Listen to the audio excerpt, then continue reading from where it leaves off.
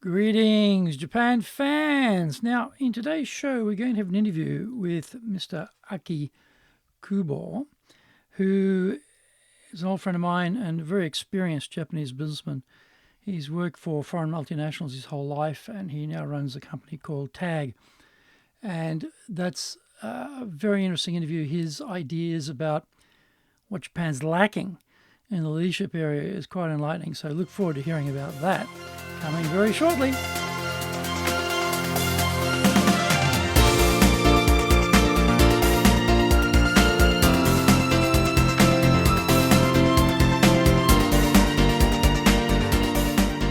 Aishu, arigatou gozaimasu, and welcome back to the Leadership Japan series. I'm your host in Tokyo, Dr. Greg Story, your corporate coaching and training guide, the president of Dial Training Japan, and the best-selling author, Japan Sales Mastery. And we have a new book on how to master business in Japan called Japan Business Mastery. We are broadcasting around the world from Minato-ku in the center of Tokyo, the leadership capital of Japan. Now, this podcast brings insights, examples, and experience about leading in Japan, and trust me, it is different here. If you have feedback on this show or have preferences about potential future topics, then leave us your comments. Don't forget to rate, review, subscribe, and share this podcast. Here's our daily podcast lineup on iTunes. Mondays, the Cutting Edge Japan Business Show podcast. Tuesdays, the Presentation Japan series. Wednesdays, the Sales Japan series. Thursday, the Leadership Japan series. And Fridays, the Japan Business Mastery Show podcast. Now, before we get going, today's handy Japanese phrase is, well, when you get nervous, you could say doki doki shiteru yo, doki doki shiteru yo. I'm quite apprehensive, I'm quite nervous. Doki doki shiteru yo, doki doki shiteru yo. Maybe you've got to get up and suddenly give a talk without much warning. You might be feeling, oh my God, I feel nervous. You can say doki doki shiteru yo, doki doki shiteru yo. Or you're meeting some very important VIP or a big boss or something like that. Doki doki shiteru yo, doki doki shiteru yo, doki doki shiteru yo. This is episode number 334. And today we are talking about Japan needs more alien leaders. And let's hear what Mr. Kubo has to say on that subject. Well, it's my great pleasure today to welcome Aki Kubo, the CEO of TAG here in Japan. He's an old friend of mine, and I'm very interested to get his views on leadership, as this is one of Japan's top business interviews. So welcome, Kubo-san. Thank you very much for having me. Yeah, so let's begin. Tell us a little bit about your background, your work experience. A lot of people may not know the company, TAG, or what you've done. Right. So let's flesh it out a little bit. Okay. I joined McCann Erickson. McCann Erickson headquarters, it was a joint venture. 49% of the company was owned by headquarters, the second largest advertising firm. So I started my career at McCann, and then Weber Shandwick, then Ogilvy Mather, then now TAG. So throughout my career, I have never worked for a Japanese company. So all the time, either in Japan or anywhere else, but I never worked for Japanese company. I did have Japanese company as my client, but I myself never be employed by a Japanese company. So that is my career for years, for more than 3 decades to date. Talking about my company, TAG is actually a kind of unique marketing execution agency, if you will. So we are similar to traditional advertising agency, but we are focused on marketing execution. So we do not do any kind of intangible brand building type of things, but we do focus our service onto a very tangible marketing operation offerings, which gives the immediate impact to your bottom lines for this year. So that's the TAG is about. What would be an example of that practical application? So, the marketing people at marketing companies, whoever they are very busy, and they work day and night, and sometimes they have to bring back their PCs at home and work during the weekend. But if you close look at why they are so busy, there are many things that they have to do, which is not really a core things for you as a marketers. Many operation jobs, such as reporting, negotiations, project management, and cost control, all these kind of things. So our operators on site take over all these operation job, by which you as the marketer can really focus on what's really matter for you as the marketers, such as brand building or omni-channel strategy, and all these core things. Why? Because we take over all these non-core things. That is our business model. Ah, okay. And what caused you to choose McCann Erickson as your first employer?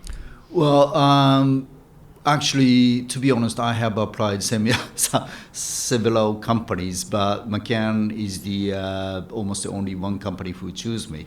So I have no choice. But I must say I was very fortunate that I could start my career at McCann. It is a great agency and still love it. And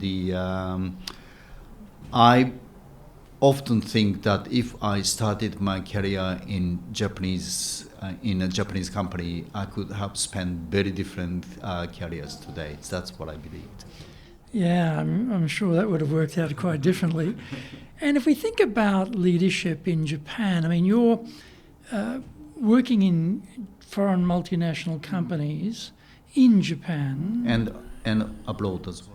Oh, okay. Where did you work abroad? So my first, so I worked abroad twice and studied abroad twice. So first location was actually Amsterdam, Holland.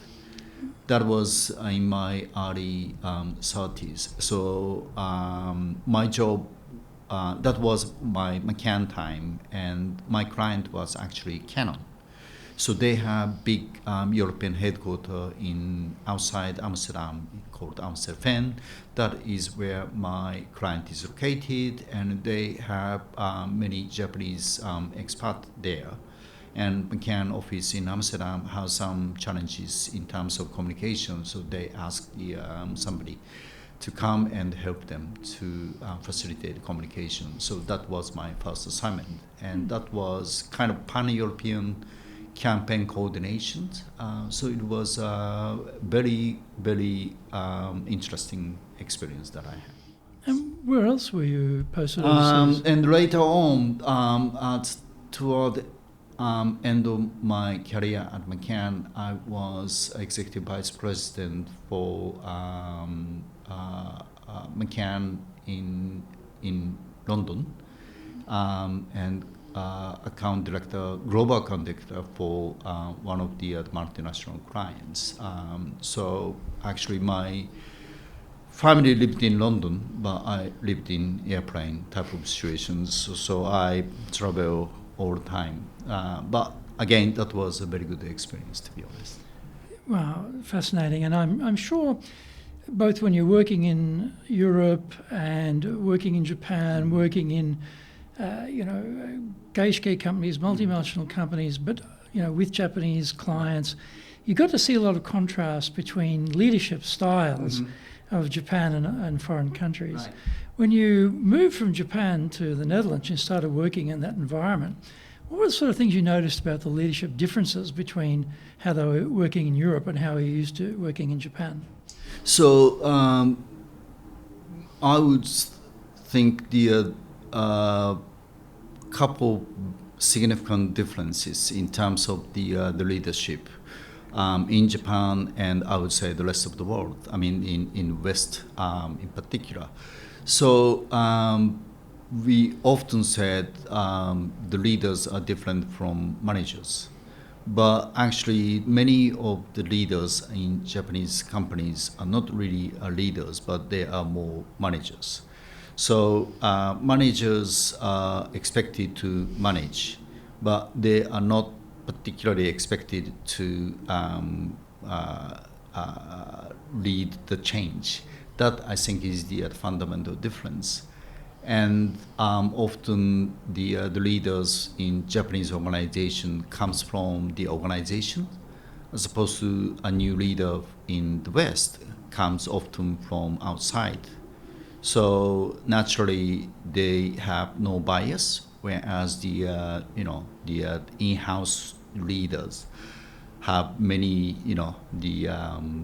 bias or sontaku, whatever you call it. So that I think is the very different.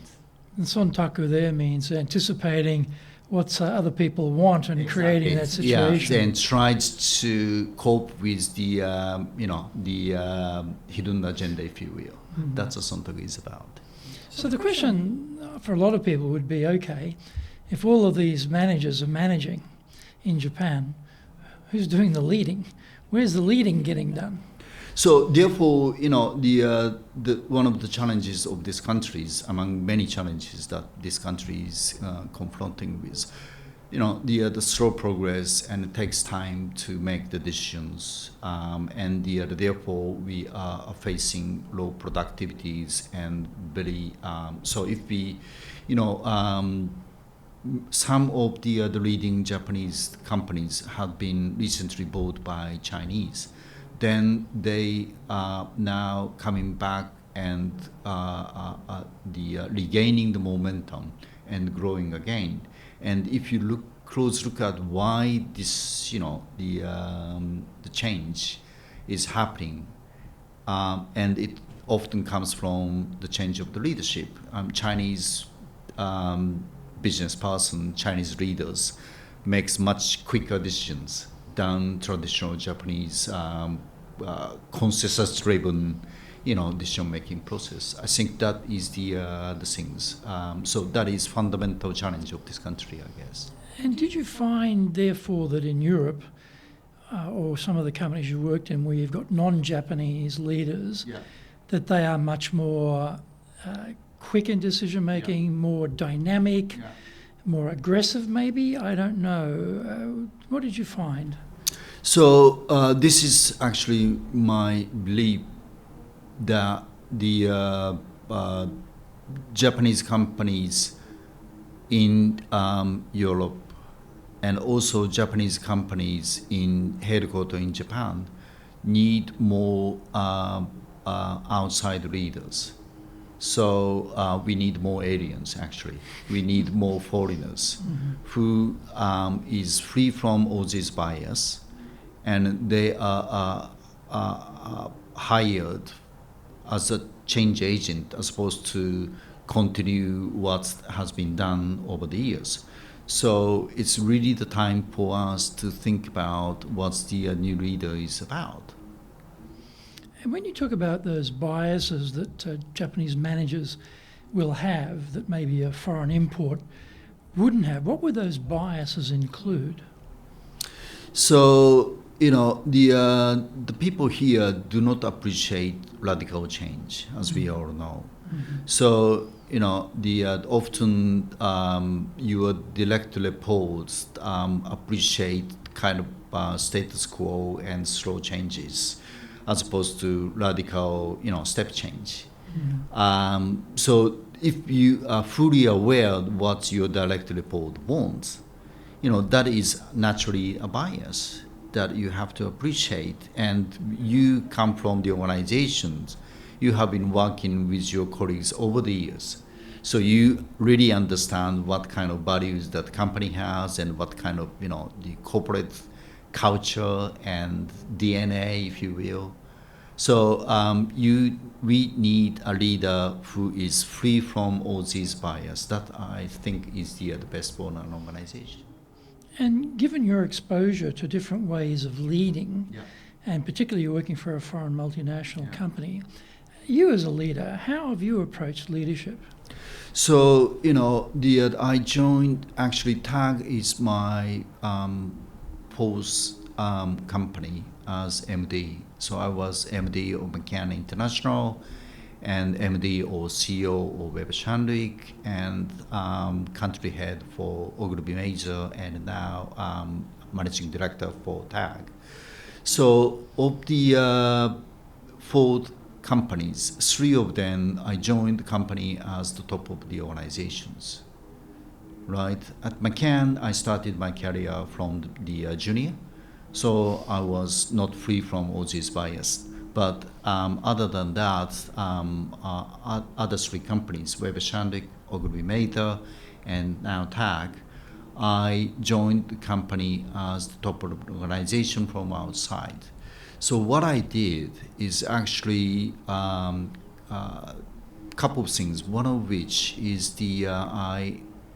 upfront, I make it very clear what I want to do and what's the game plan that I have, and also I tried to achieve some early victory, if you will, to demonstrate that the new leader is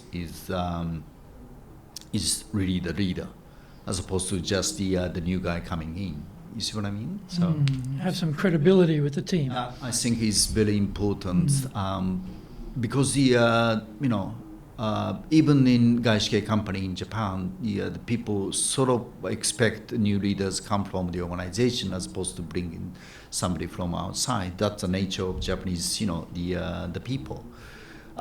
So therefore, it is very important that why you are appointed as the new leader as opposed to somebody from inside. That I think is very important as a new leader. And it must be quite difficult, not just in Japan, but anywhere where you come from outside. Yeah.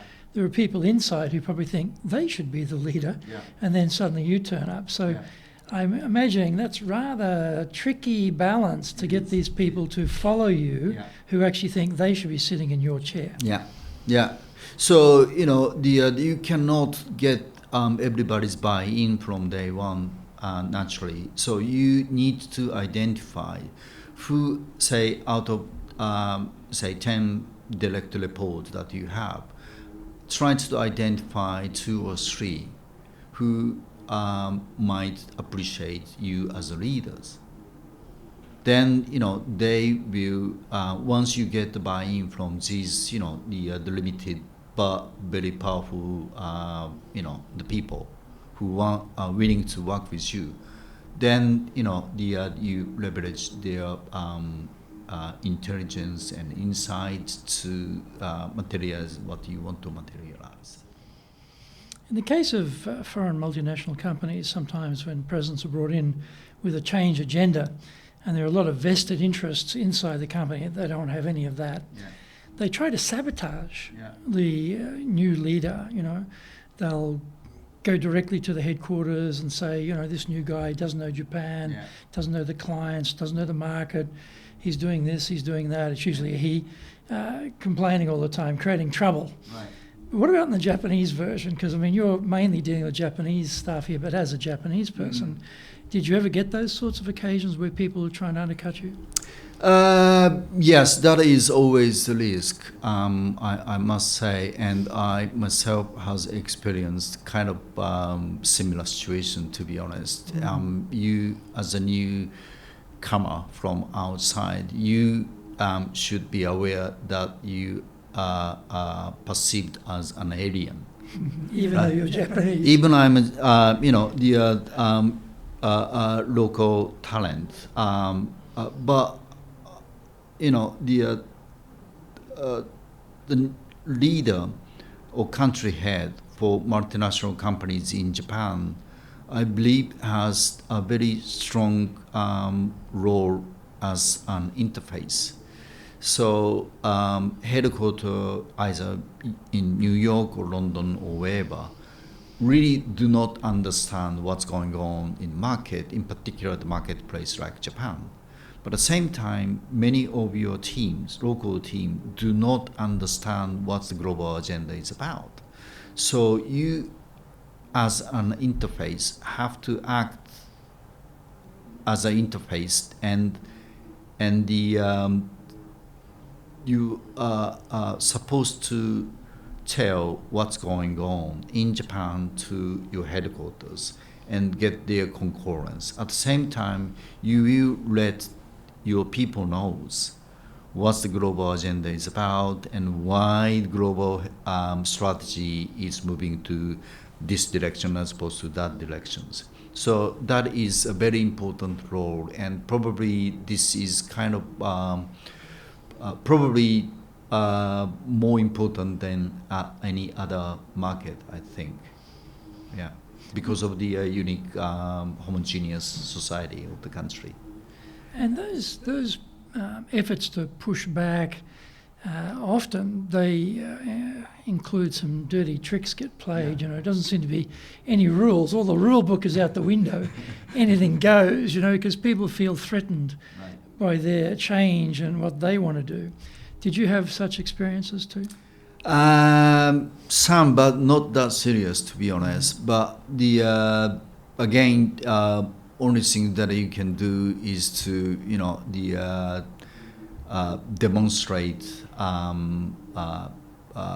why you are here and why you are appointed.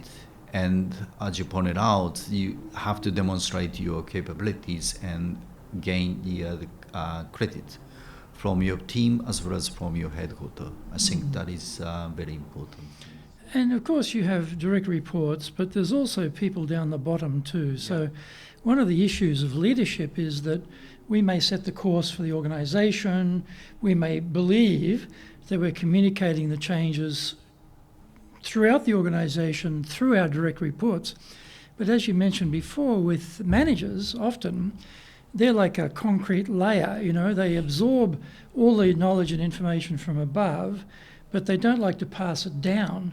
I don't know whether to keep power or whatever reason, but they don't tend to pass it down to people at the bottom. So often we think at the top, oh, everyone knows why we're doing this, everyone knows the importance of this, but sometimes they don't know because they're not being told. What has been your experience with this issue?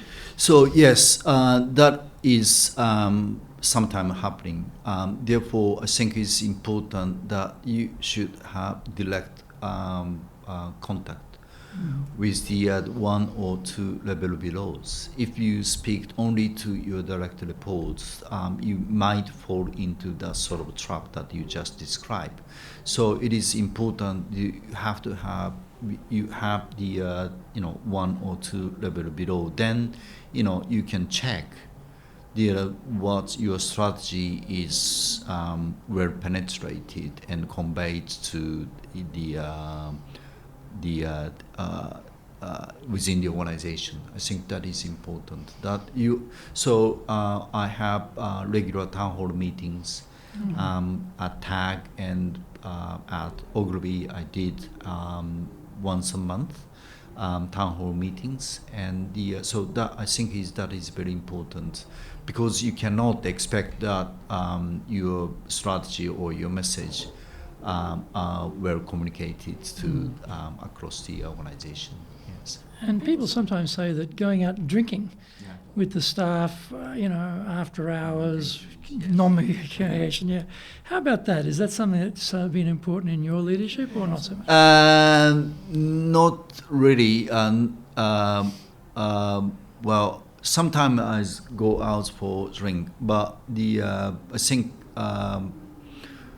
we talked about bias. So yes, you need to have healthy relationship with your organization, but at the same time you should be free from all this bias. And if you too close to your people, you will be subtly biased from the many people tried to convey the message in that out of office environment. So you should be cautious about it.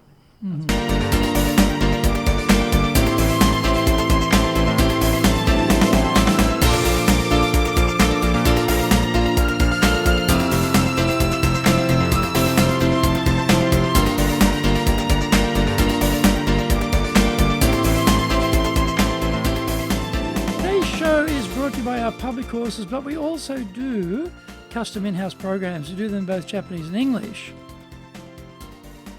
On the 27th of January, we'll run our next Step Up to Leadership. This is a one-day program. It's a great program for new leaders. You're suddenly promoted or going to be promoted. And your role will change. You've been a player, you've been a functional expert, you've done very, very well in your tasks for you as one individual. Now, you're responsible for a whole bunch of other people. And you've got to make sure that they're doing a good job. And you have no training for that. You have no help on that. It is thrown to the wolves. Good luck. I hope it works out. If it doesn't work out, then you probably get demoted or fired. Don't let that happen. Let's make it a great success. Let's make it a grand success. Let's get you into this one-day program, 27th of January, for Step Up to Leadership. Now, for something a bit more involved, now in May, we will hold the next version starting from the 19th of May, and it runs for 7 weeks, once a week, 7 weeks.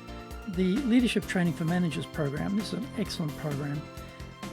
When you want to take your leadership level to a high level or a comprehensive level, or often in Japan we're backfilling because leaders are often made leaders and given no real training, no real help, and left to their own devices to sort of work it out by trial and error. And there are many gaps, many gaps. But this is a program that fills those gaps in, gives people a really solid foundation to be a really excellent leader.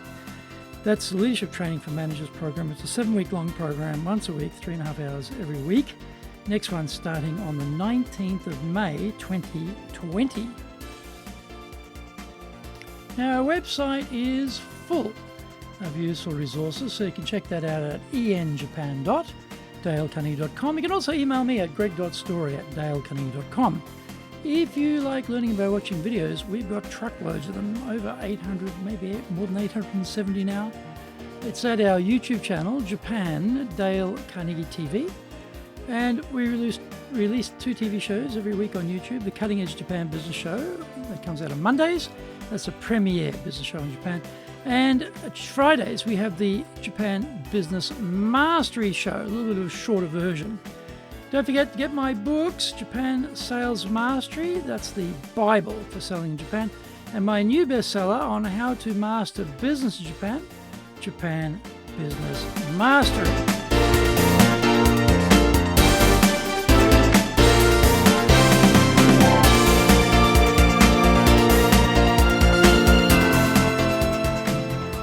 And in modern organizations, often we have a matrix. And so you may be the functional country head, but there are individual reports who are actually reporting dotted line to you and full line to somewhere outside of the country, right? That's same here, right? Yes. That seems to be making leadership quite a trickier exercise than in the past when we didn't have that. What has been your experience of some of the challenges of matrix leadership? So, I see some risk of matrix organizations like TAG, but I see more benefit of such management style, to be honest, because the marketing and communication is increasingly complicated and complex. You may be familiar with one of the specialties, but cannot be a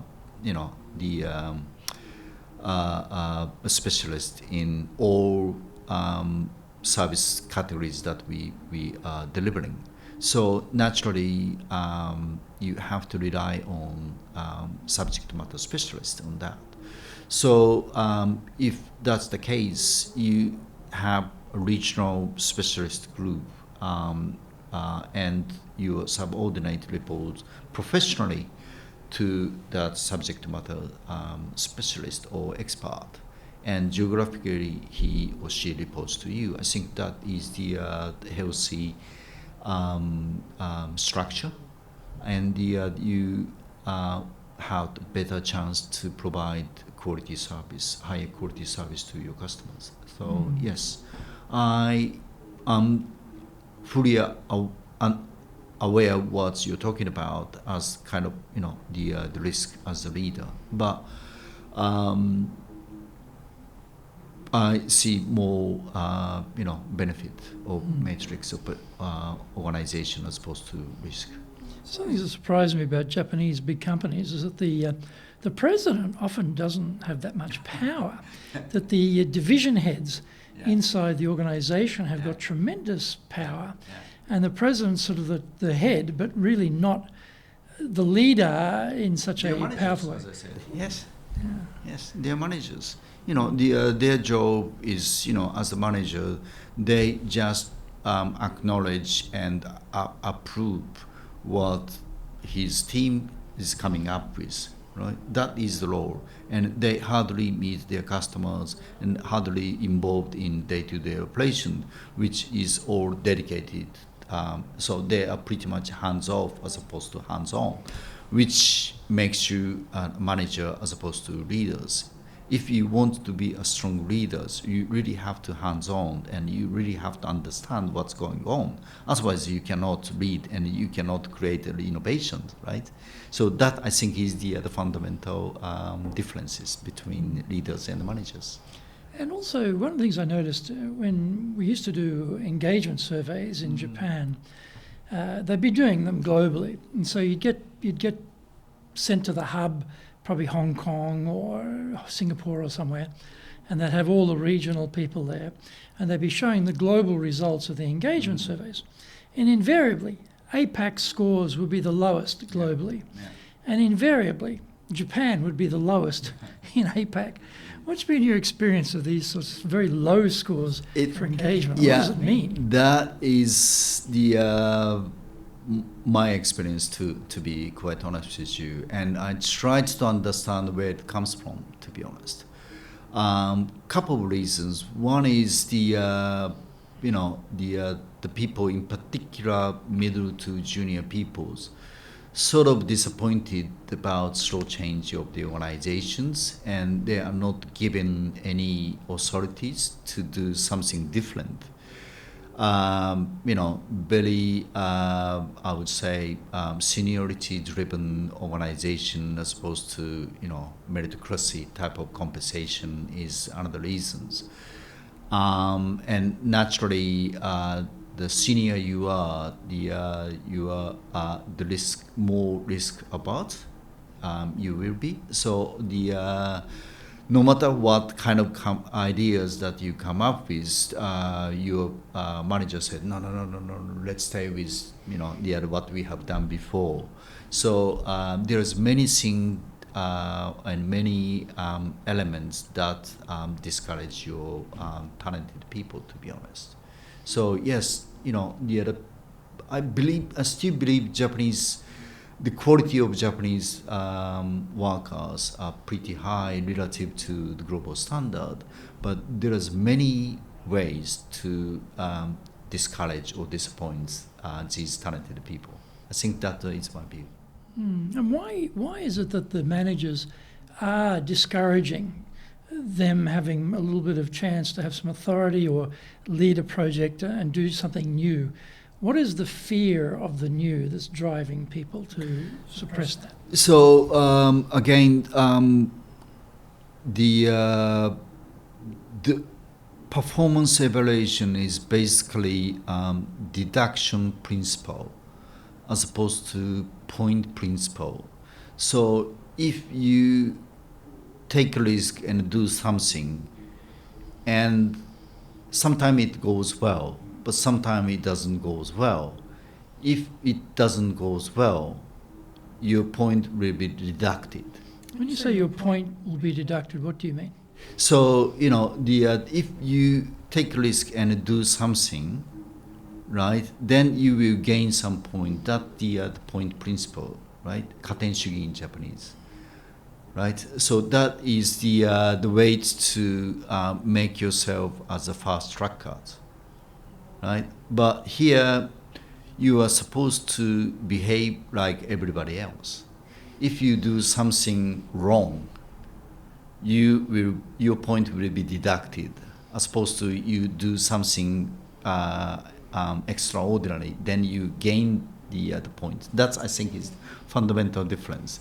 Therefore, I call it often the akubyodo. What's the akubyodo in English?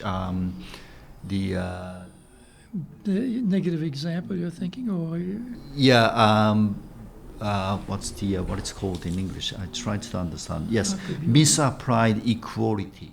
What did you call it again? Sorry. Misapplied equality. Akubyodo is misapplied equality. Yes. Okay, that's a new word for me. Yeah. Akubyodo, okay. So they tried to. So many of the Japanese organizations tried to manage the people on the same age, same generations. So you are not supposed to do something extraordinary or something different. Actually, they expect you to behave like everybody else do, right? So that is the fundamental reason. Therefore, it makes the people very conservative. So you don't have to do anything particularly unique or particularly new, right? And if your ideas goes well, okay, you might be appreciated by the management, but by and large, the organization do not appreciate all these unpredictable behaviors, if you will. Therefore, the managers themselves and managers expect their teams to behave in the same way. So the upside of innovation is not great, and the downside of failure is huge. So people think better to keep doing the safe route. Yeah, exactly. People do not want to take the risk, but the younger generations are willing to take a risk, and they are also aware of risk, not taking risk. But their senior managers, they are more conservative and they do not want to take risk. So that is the way to discourage younger people. And today, many of new graduates who joined tier 1 companies, tier 1 Japanese companies, within 3 years, good 20%, 30% of the young talents leave the companies. Why? Because they do not see the career futures in such a traditional and conservative organization. So what about in your case, in your company? You must have, they're all Japanese staff out there for the most part. I mean, there are not all Japanese staff, but mostly Japanese staff here. There's bound to be young people or people who've got ideas or want to try something. And yes, there's a risk of failure. So how do you approach that here? So I always, encourage my people to take risk. And I perfect fine for them to make a mistake. But I don't like them not to take a risk and not to challenge the new things. So I always encourage them to, go ahead and give it a try. And sometimes you make it, sometimes you don't make it, but that's fine. But status quo, standing still, is not an option. That is the kind of message that you keep delivering, I think. And I guess the real crunch comes when they do make the mistake, because often people may say that at a sort of rhetorical level, and then they blow up when they make a mistake and get really upset. So how do you actually show the credibility of that support when they do make a mistake? How do you handle mistakes? So when they take a risk and unfortunately it doesn't work, they come to me, and certainly we do investigate why and what's the root cause. Then we tried to share the learnings from that incident, why it didn't go as well. But that's the end of the project, and from next time on, all these the learnings from the mistake will be shared, and we will make sure that in second round we will succeed as opposed to fail. So that is what we usually do. So there's no impact on, say, their performance assessment to get a negative mark for failing in a project or something? So I always the warn at appraised time. I warn them that if he or she did not take any the risk, that is something that I don't like, and I mentioned to them that you should be much more brave, and I encourage them to take risk in the next fiscal years, as opposed to stand still and try to be conservative and do all this same thing again and again, which is not, the world is changing very quickly, so you cannot afford to stand still. Your company has got this approach, and your competitors probably have the old style, conservative, steady as she goes, don't make any changes. So I'm imagining that if you're encouraging this innovation environment inside the company, that you will be winning against your competitors, because your people will be trying new things without fear, experimenting, learning, getting more motivated, staying with the company, and wanting to stay with the company because they know if they go somewhere else, the money might be better, but they'll have no power, or they have no chance to express themselves.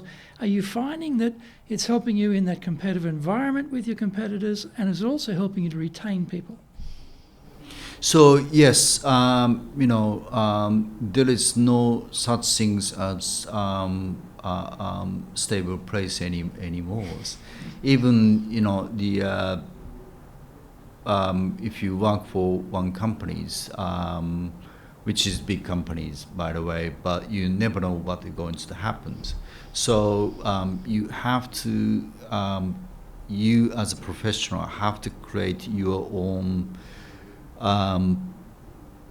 the personal brand, as opposed to you rely on your company's brand. I think that is the very different mindset, and that is essential moving forward. So you and I previously talked about generalist as opposed to specialist, but you have to design your career yourself, and as opposed to you rely on your companies to design your careers. I think that is a very important element for young people's moving forward. That idea in the West would be a very accepted standard idea, that you are responsible for your own career. You have to create your personal professional brand. You have to seek advancement inside the company. But do you see a change here yet, where people are starting to understand that, okay, I have to take responsibility, I have to build my personal brand, I can't rely on being with a company for 40 years. Do you see that's changing at all? Not as quick as it should be, to be honest. That's my view. And some young people are inclined to think in that way, but the 30s and 40 years old, and certainly for 50s, they still rely on your company's brand, and that I think is still the case, unfortunately. So that is really the point. So I keep telling youngsters in particular that you design your own careers, opposed to you expect your company to create the great career for you. Because your companies give you first mission when you join the company after school as a salesperson, maybe 5 years. Then next 5 years you will be in factory if you're working for manufacturing companies. Then next 5 years you might be go to administrative. Then next 5 years in finance. Then maybe HR, and maybe procurement, and back to sales again. So you will be the specialist of the companies, of the particular company that you work for. You know everything about the company that you work for. But from your outside view or perspective, you are nobody. you have no specialties. You are not sales professional. You are not marketing professional. Certainly not procurement professionals. You are generalist instead. Is that the best way to create your market value? Probably not. So you should design your careers. So if you find marketing is the specialty that you want to dig in, then you should not stay in the same companies if they ask you to move from marketing to sales. You should stay in marketing and move to another companies, which you can create your value as a marketeers. That I think is the way. I mean, as you pointed out, is very the standard way of Western mentalities. But here it is still not the case. People want to. They are so afraid of leaving the company and get out from the comfortable zone. So that I think is the. That's what I meant to say. Risk, not taking risk in your careers. I've asked you a number of things about leadership. Is there something I should have asked you about that I've forgotten to ask? So a couple of things. Actually, acquiring good tier one local talent has been always a challenge for gaishike companies in Japan, right? Because the other people prefer to work for Japanese companies as opposed to gaishike companies or foreign capital companies. But given all these, the changes that we just mentioned, I think it's probably very good opportunity for gaishike companies to acquire good quality local talent, because the people are questioning about the traditional companies, if that is the best way to develop their careers. So it is a good opportunity for non-Japanese companies to acquire good local talent, I think. So that's one thing. And also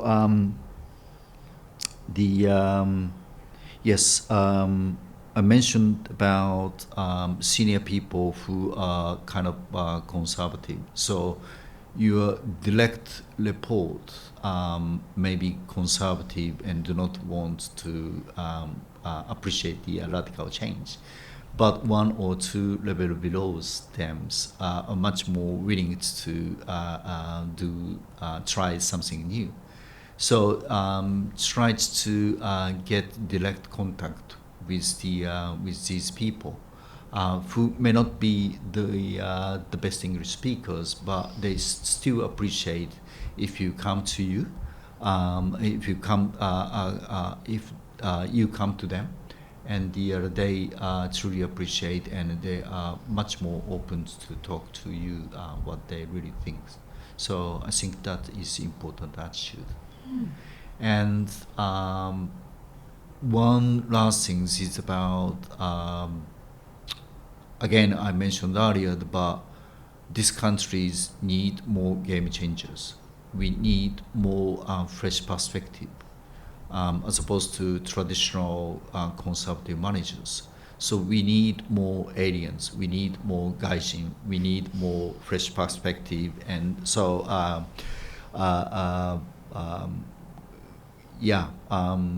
stay here and develop your careers in this market, please.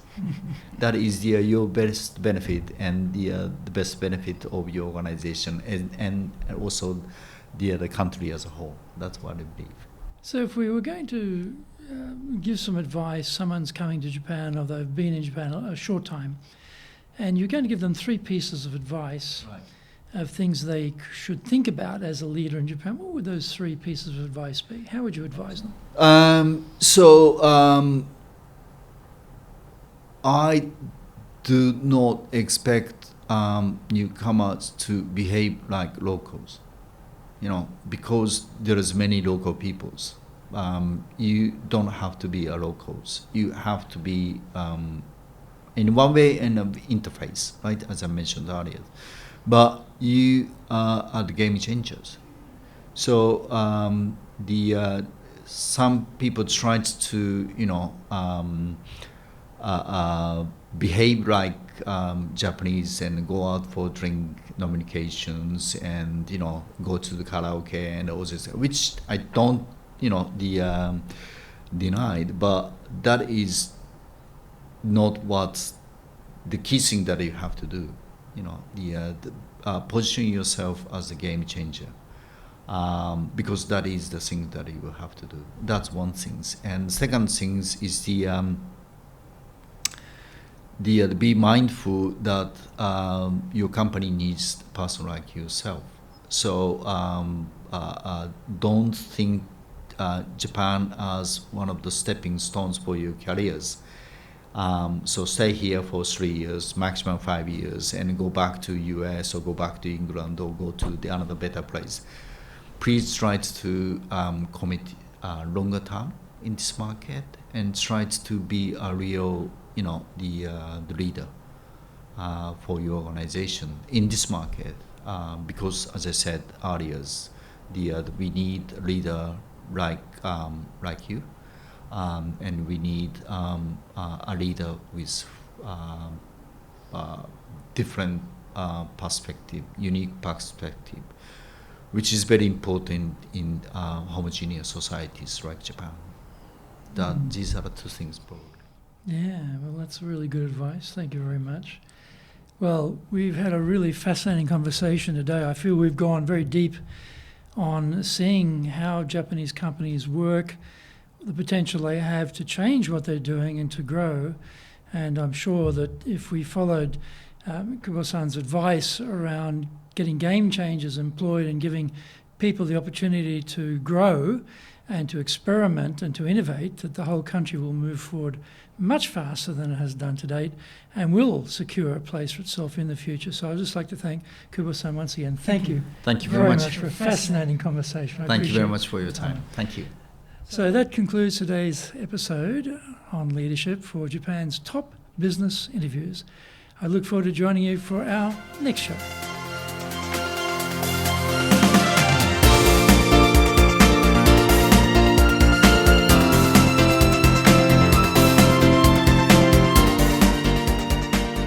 Thank you for joining the Leadership Japan series. If you found the program useful, then tell your family, friends and colleagues. Don't forget to rate, review, subscribe and share this podcast.